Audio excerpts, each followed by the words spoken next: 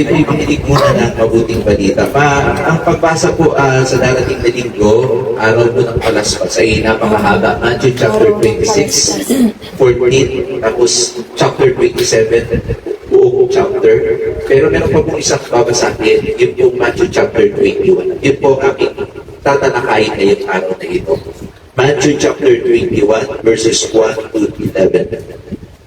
At ganito po ang sinasabi ng mabuting balita sa ating pong sariling wika. Ebanghelyo ng ating Panginoon ayon kay San Mateo, Kabanata 21, talatang 1 hanggang talatang 11. Malapit na sila sa Jerusalem.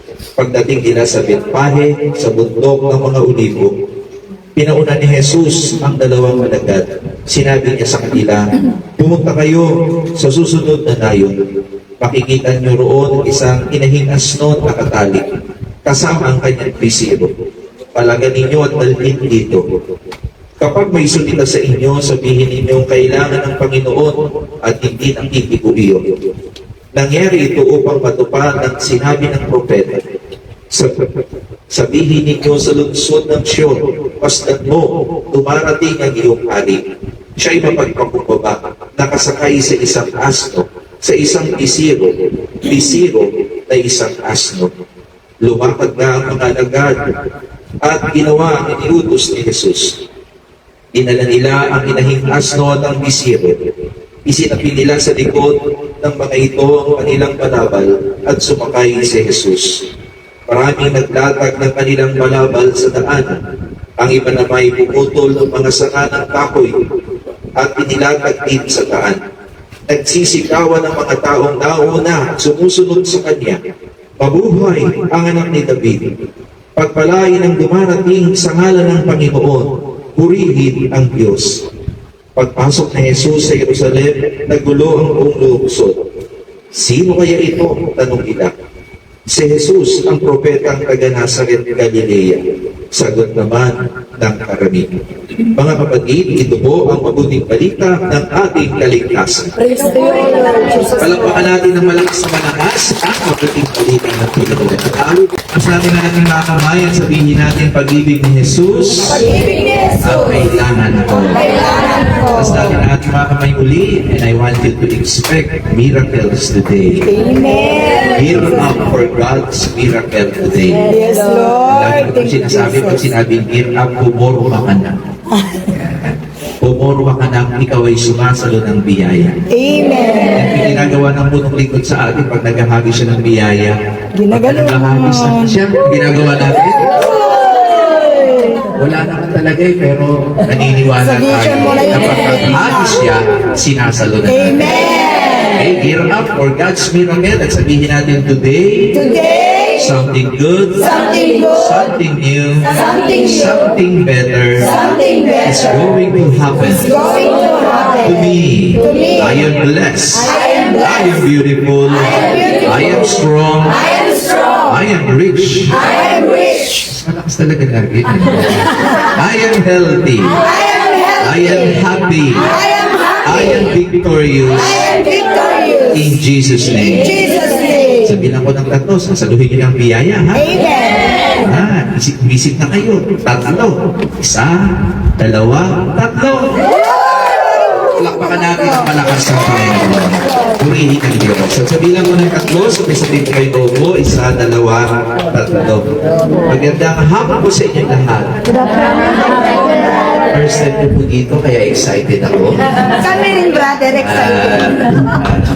Sa darating pong Sabado or Linggo, mga kapatid, ay Linggo na ng Palaspas o Palm Sunday. At isa po ito sa babasahin ng ating pong simbahan kapag kayo po ay nagsimba sa darating na linggo. Ito po yung tinatawag na triumphant entry of Jesus to Jerusalem. Ang matagumpay na pagpasok ng Panginoong Yesus sa Jerusalem. At yan po ay budyat ng simula ng mga mahal na araw. Sabihin natin, mahal na araw.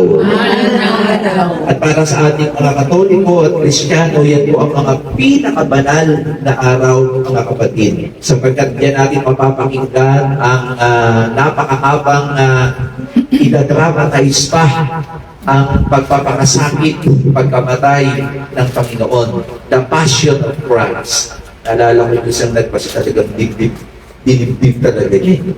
Sabi, "Are you the king of the Jew?" May ganun ba? Manamdaming talaga, mga kapatid.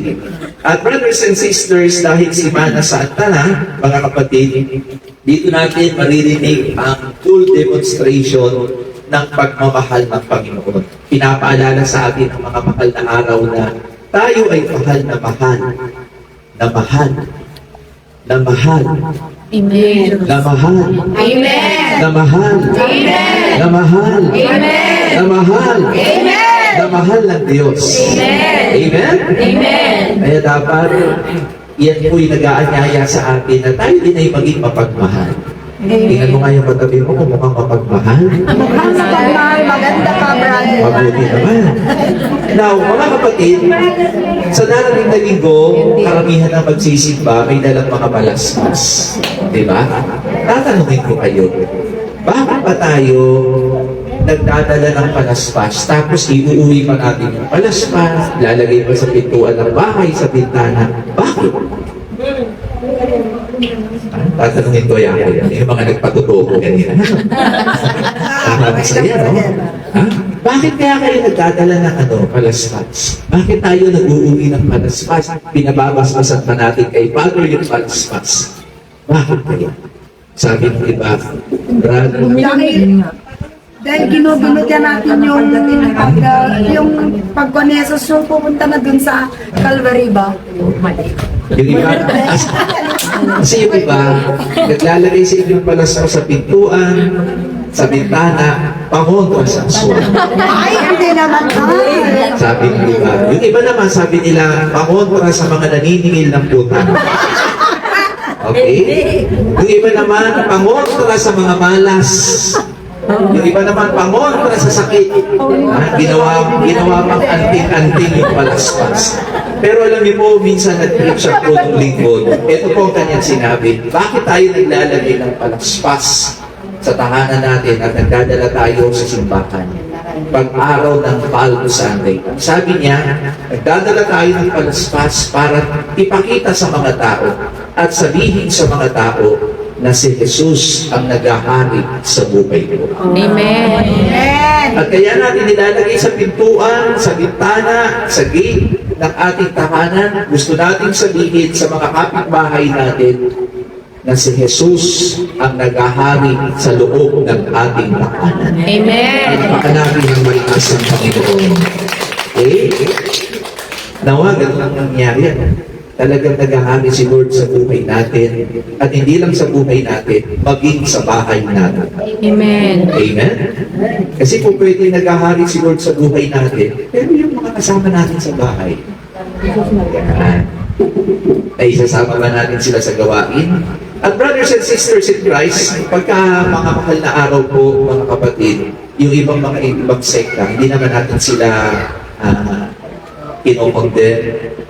Kasi yung ibang sekta sasabihin nila, bakit kayo nagpupus? Eh, yan nga, pinaka-horrible, shameful, and painful form of death ni Lord. Kaya yung iba, ayaw nilang magtanda ng krus. Ayaw nga nilang mag-krus. Yung iba naman, may krus sila, pero walang image ni Christ, mga kapatid. Bakit po ganun, mga kapatid? Kaganina may narinig ako na nakapag-graduate siya ng kanyang anak. Sino rito nakapag-graduate ng mga anak tulad ko?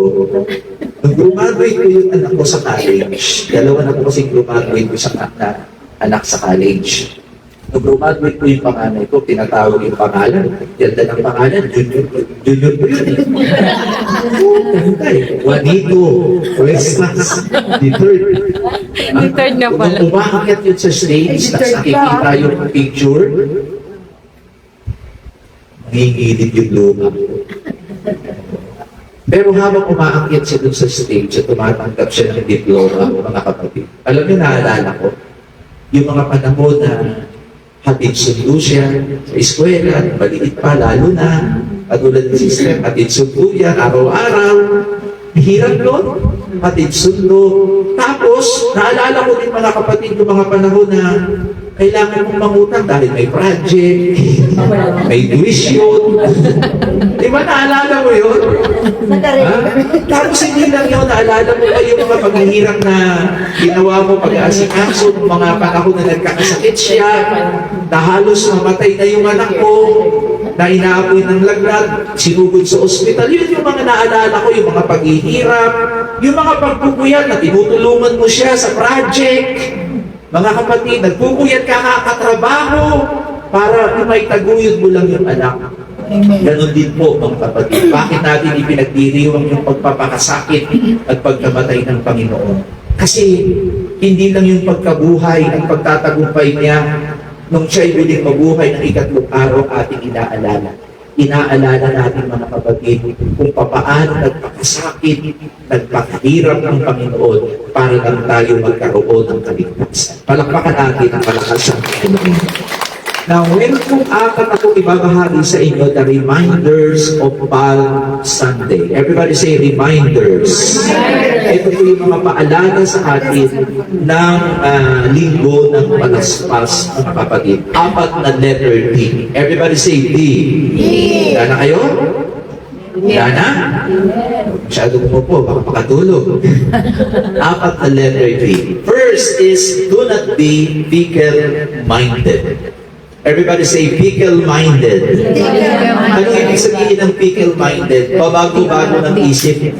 Papalit-palit ng isip, mga kapatid. Santiago, Kabanata 1, talata 7 hanggang 8. Sabi diyan, huwag umasang tatanggap ng anuman mula sa Panginoon. Ang taong pabago-bago ang isip at di alam kung ano ang talagang ibig. Alam niyo po, mga kapatid, ang tao po'y napaka-pokmaru. Everybody say pokmaru.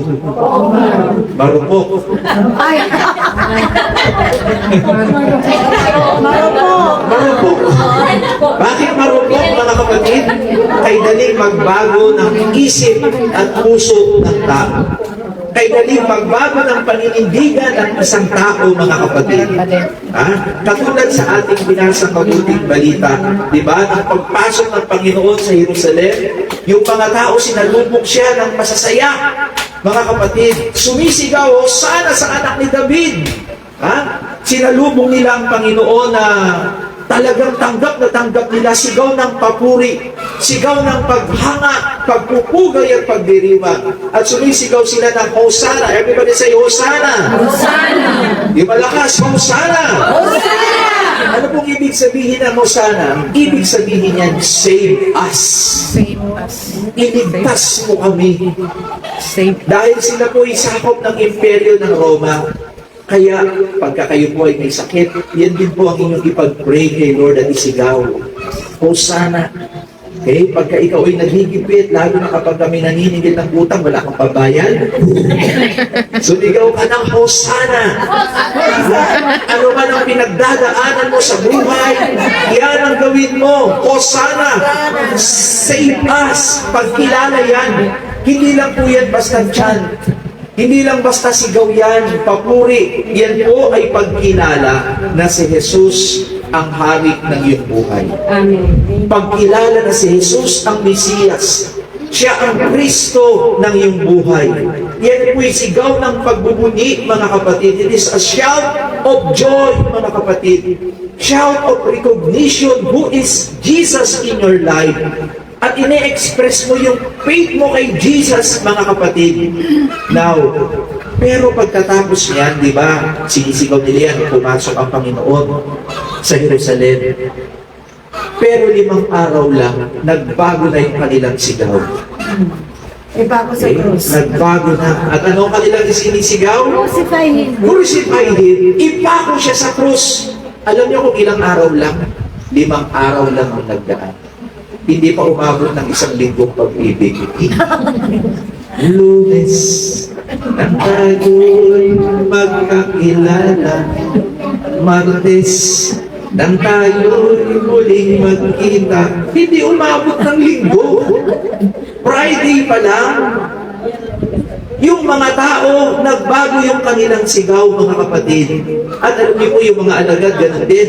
Lalo na si Simon Pedro, yung itinuring ng Panginoon at pinili niyang leader. Ano pong sabi ni Simon Pedro? Matthew 26:33. Sabi po niya, kahit na po iwan kayo ng lahat, hindi ko kayo iiwan. Okay? Verse 35, sabi niya, kahit na po ako ay patayin kasama ninyo, hindi ko kayo itatatwa. At sabi po ng ibang mga alagad, ganun din ang sinabi ng mga alagad. Nagyayabang pa nga si Pedro, mga kapatid. Sabi niya, handa akong ibigay ang buhay ko sa inyo. Buhay ko man ay iahalay ko sa inyo. Si Tomas ganun din, we will die with you. Nakahanda kaming mamatay kasama mo. Pero anong nangyari? Nung hinuli na ang Panginoon, mga kapatid, nagtakbuhan at nabahag ang buntot ng mga alagad. At sinabi ko nakaraan sa formation, kasama ang mga workers dito sa Isabela, the only man standing is a woman. Nagtakbuhan ng lahat, bumalik na lang sa sisi dyan, mga kapatid. At sino yung kahuli-hulihan na hindi nang iwan sa Panginoon? The last man standing is a woman. Sino yun? Si Mary. Si Mary. Si Virgin Mary. Mga kapatid. Now, brothers and sisters in Christ, madali kong sumigaw ng papuri kay Lord. Lalo na kapag marami kang pera. Lakas ng sigaw. Pagka malusog, malakas ang palakpak niya. Pag maraming biyaya, palakpak na kayo ng malakas. Sumigaw ng malakas. Pag may pera, pag may trabaho, malakas ang sigaw ng papuri. Mga kapatid. Pero kapag mahirap na ang buhay, paano kapag iniwang ka na at namatayan ka? Iniwang ka ng asawa. Paano kapag may nararamdaman ka na, mga kapatid? Naway hindi tayo katulad ng parang posporo. Everybody say posporo. Posporo. May posporo pag kiniskis. Pero pagtapos ng Wala na. ganun ang nangyari sa mga tao, mga kapatid, at sa mga alagad ng Panginoon. Ang bilis nagbago ng kanilang isip, mga kapatid. Minsan ganun din tayo Yung mga pananalita natin, ang gaganda. Mga kapatid, napakatamis, napakaganda. Kaya lang minsan emosyon lang, hindi pinaninindigan. Okay? O, nasa kamay dito ng mga may asawa. Diba? Ako, pagkatapos ng mga pangako sa ulunan, you are the candy of my life. Ay, lahat ng matatamis, sinabi mo na, you are the sugar in my coffee. You are the dairy in my milk tea. You are the tira-tira of my life. Lahat na ng matatamis, sinabi. Tapos ng kinasal, may background pa na kanta. Kahit ilang tinig, ay kaya kong tapakan. Kung iyan ang parang upang lantas mo'y masundan. Kahit ilang ilong, kahit ilaw lamuyin. Kaya lang, yung iba, meron akong kilala, isang linggo lang talaga na pag-ibig. Ang gaganda ng sinabi, pero hindi pinanindigan. Naalala ko yung isang kwento. Narinig ko lang naman doon sa pare. Meron daw isang pare, pagtapos niya mag-misa, pupunta siya din sa labas.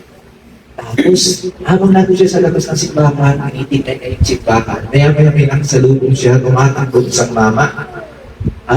Punong-puno ng dugo yung gamit, may dalang kutsilyo, tapos yung kamay, punong-puno din ng dugo.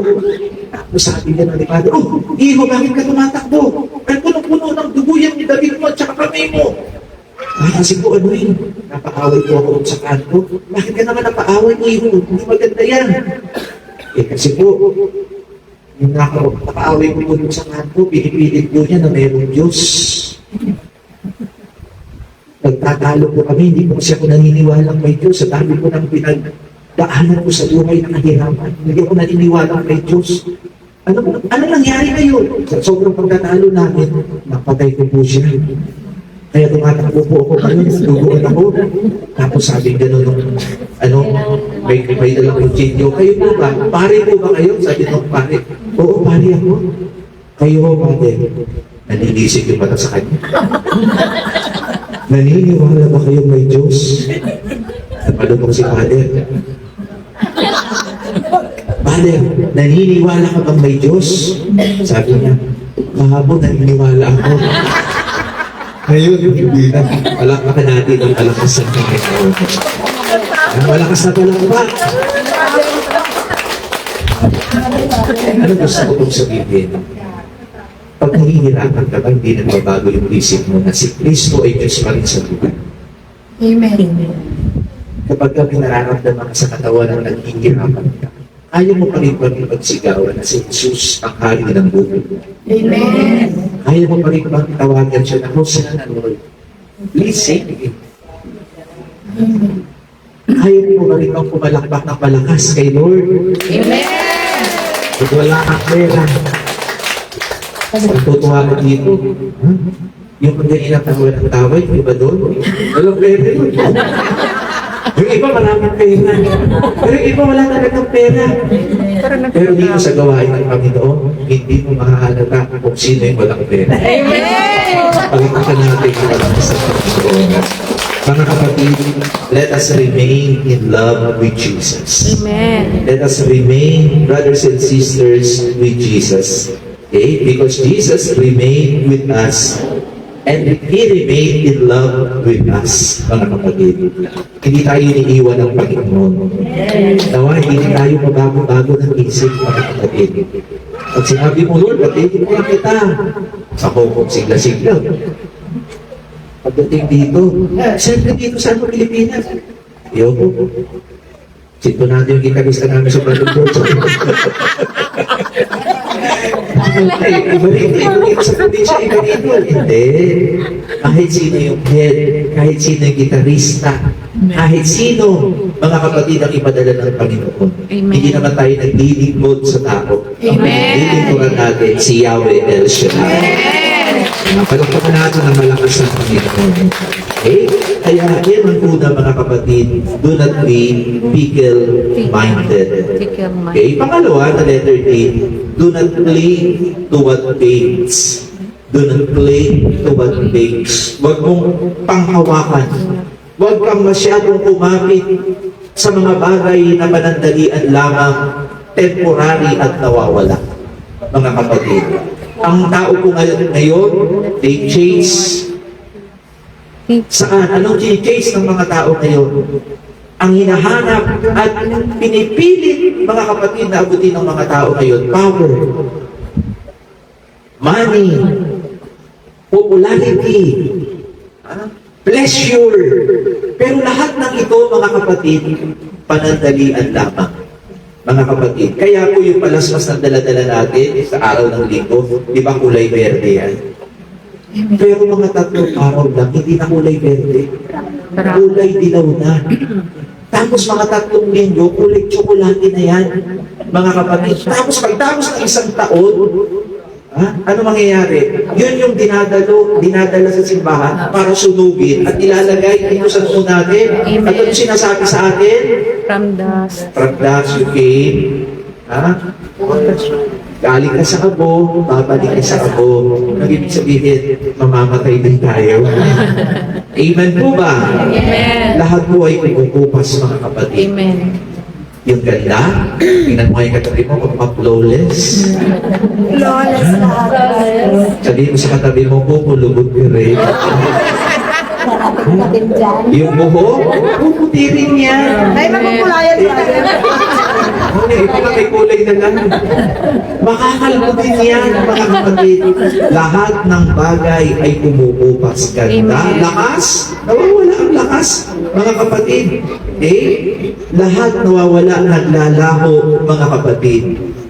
Those things that fades will leave you, mga kapatid. At sino lang ang hindi nawawala? Fades, F-A-D-E-S. Fades. Sino lang ang hindi nawawala? Ang hindi nawawala ay ang pag-ibig ng Diyos. Amen? Kaya huwag natin panghawakan ng nawawala. Ecclesiastes chapter 1 verse 2. Sabi po doon, nang sinulat ito ng pinakamatalinong tao na nabuhay sa mundo, si Solomon. Ano po ang sabi niya? Pinakamayaman. Lahat na ng klase ng masasarap na tikman niya. Pinakamagagandang damit na isuot niya. Entertainment, habang kumakain, may tumutugtog, may sumasayo, parang asap. Ganun ang buhay ni Solomon. Lahat ng pagkain, iba-iba ang nagsiserve sa kanya. Lahat ng mamahaling alak na tikman niya. Lahat ng ginto, alahas, kayamanan, koneksyon, power, meron siya. Siya ang pinakamatalinong tao na nabuhay sa mundo. Pero anong sabi niya? Meaningless. Meaningless, says the teacher. Sabi niya, utterly meaningless. Everything is meaningless. Sa ibang salit, vanity of vanities, says the preachers. Vanity of vanities, all is vanity. Sa Tagalog, walang kabuluhan. Walang kabuluhan. Lahat ay walang kabuluhan. Walang sinsay ang lahat.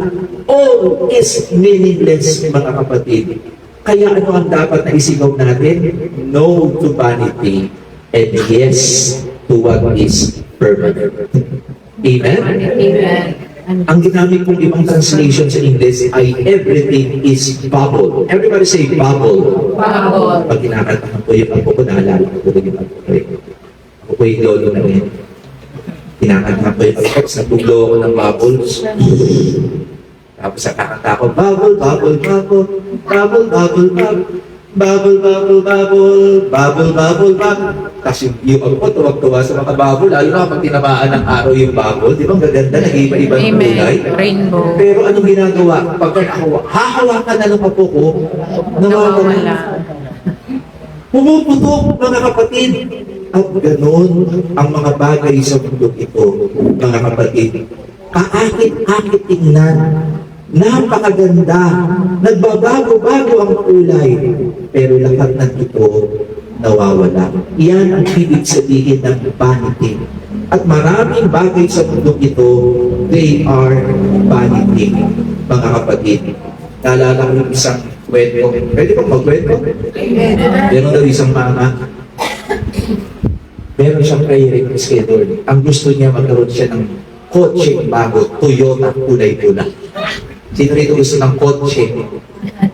Ayaw niyo? Mali. Ayaw. Gusto nila van? Sino rito gusto ng van? Alam niyo mga kapatid, pinag-pray niya talaga kay Lord na magkaroon siya ng sasakyan. Hard work, sacrifice. Tapos pagkatapos ng 10 taon, nakabili siya ng kotse, Toyota kulay pula. Eto na ngayon, araw-araw niya talaga, pagkatapos ng gamitin, pinapaliguan niya yung kotse niya. Tapos lalagyan niya ng cover. Pagkatapos, isang araw habang naglilinis siya, yung 6 years old niyang anak, mga kapatid, nandun sa tabi ng kotse habang siya naglilinis. Maya-maya habang nililinisan niya, naririnig niya. Nakita niya yung kanyang anak. May hawak-hawak na bato. Tapos nagsusulat doon sa katawan ng kotse niya. Mga kapatid, sa galit niya sa anak niya, kumuha siya ng stick. Tapos pinalo niya ng paulit-ulit yung anak niya sa kamay. Tapos maya-maya nang himasmasal siya, alam mo bakit? Yung anak niya dumudugo na yung kamay. Mga kapatid. Tapos dinala niya kagad sa ospital. Tapos pagdating niya sa ospital, lalo siyang naiyak kasi sabi ng anak niya, Daddy, hindi pa mapuputol yung daliri ko. Kasi tumubugo. Ito na ngayon, nung binamot na yung kanyang daliri, inuwi ng kanyang tatay.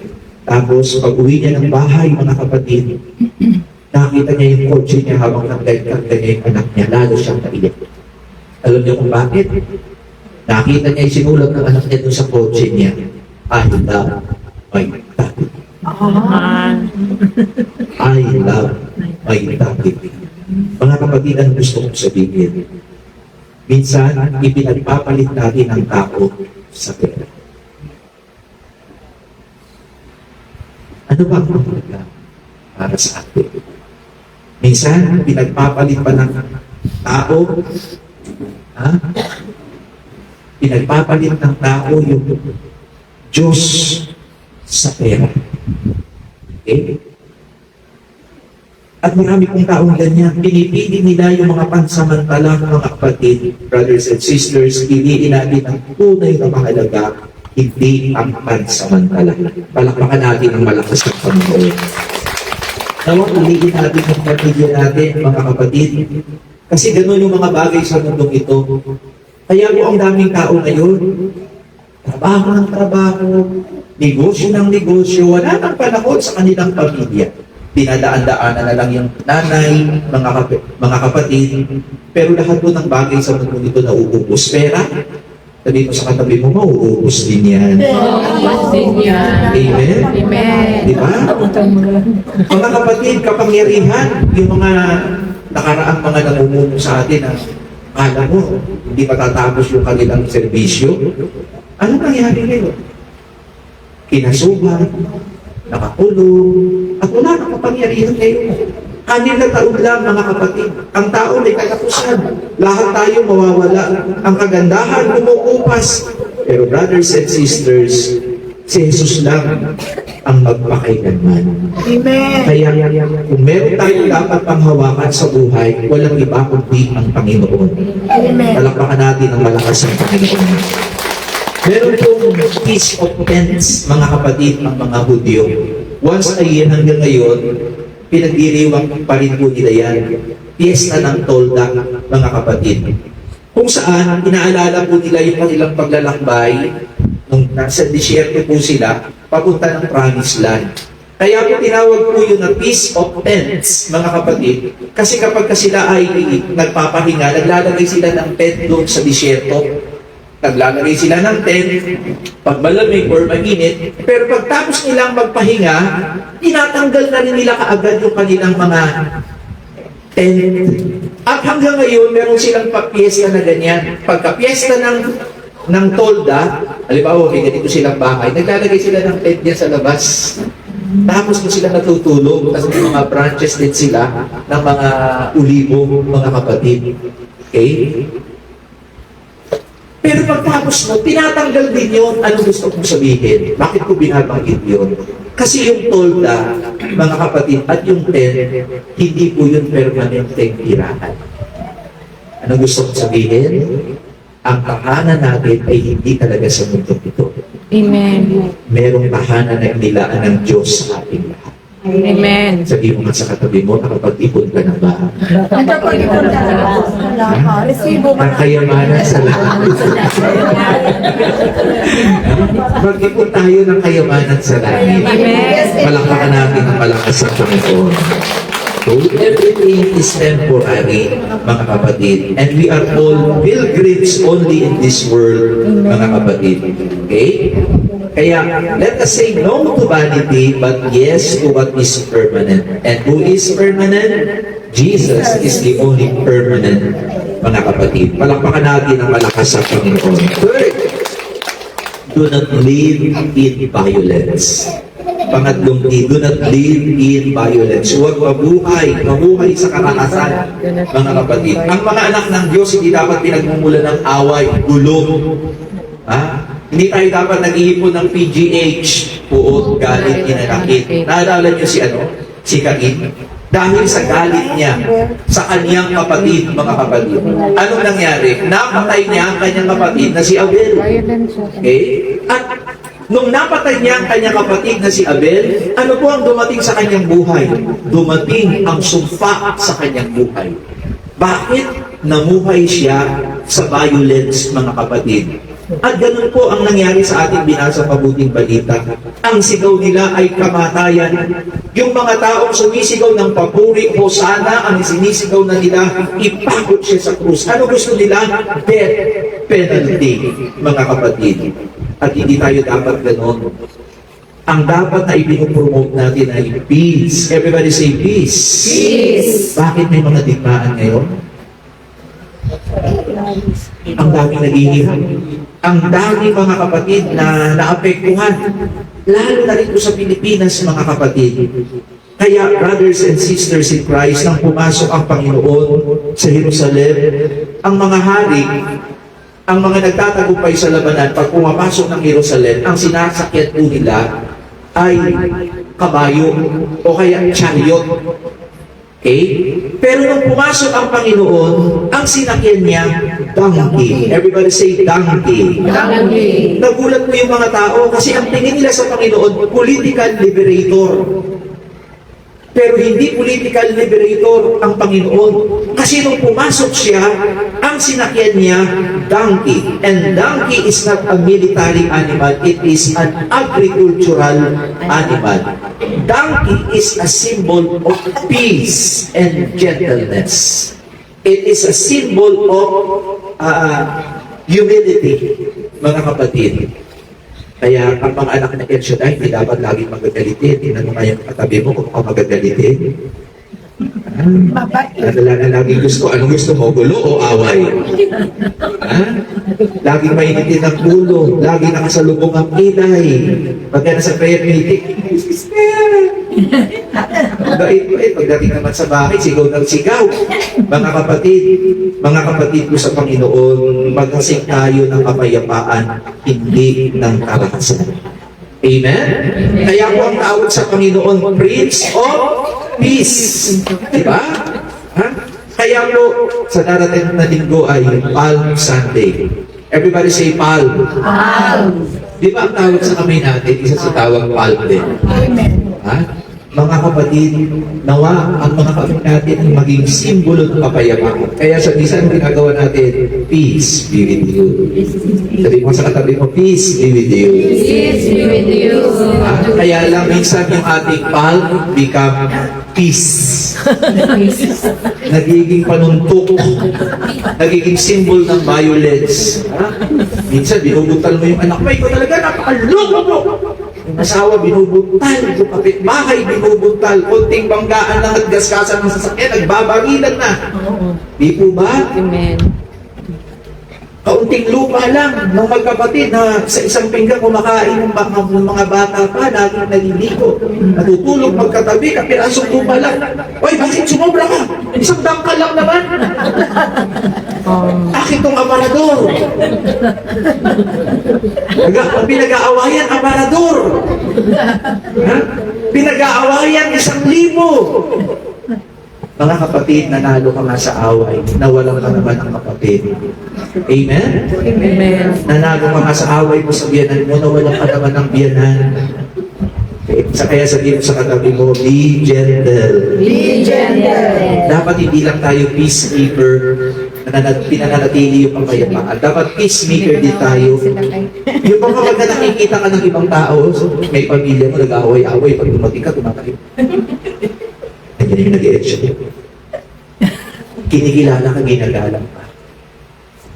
Hindi yung kapag nakikita ka na, nag-aaway-aaway mo sila. Tapos, sister, may chismis na.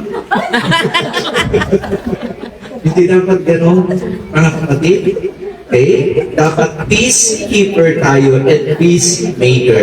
Pag may nag-aaway naman kahit kapatid natin, kapitbahay natin, tayo ay nagiging daan para sila'y magkasundo at magkaayos. Amen. Yung mga magkaaway na mag-asawa, pag nakikita tayo, naiinganyo sila, gusto nila, ganyan din kami.